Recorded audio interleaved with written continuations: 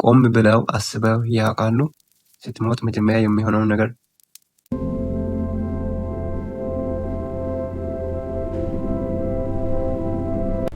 ቤተሰብህና ጓደኞች ተሰብስበው የሚያወሩት ስለ አንተ ማንነት ሳይሆን ቀብሩ ስንት ሰዓት ነው ስለምለው ጉዳይ ነው።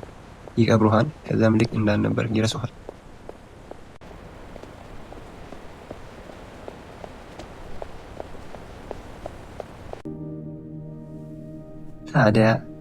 ታዲያ መጨረሻው ይህ ከሆነ ለምንድነው ሰው ይለኛል ብለህ የምትጨነቀው? ለምንድነው የሰዎችን አፍ ፈርተህ ከህልሚ የምትርቀው? አንተ እንቅልፍ አጥተህ ስታስብ እነሱ ስለ አንተ ደንታ የላቸው። አንተ ህልሚን ስትሰዋ እነሱ በራሳቸው ጉዳይ ተጠምደዋል። የሰዎች ትችት ለጊዜው ነው፣ የአንተ ህይወት ግን አንተ ብቻ ነው የምትሰጥ።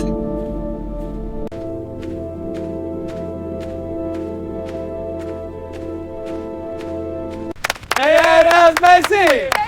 Oh no! Best day ever! Definitely. ስለዚህ ወዳጄ መኖር የምትፈልገውን ኑር። ደስተኛ የሚያደርግህን ስራ። ሰዎች ወደዱህም ጠሉህም ተቹህም አደነቁህም ምንም አያገባ።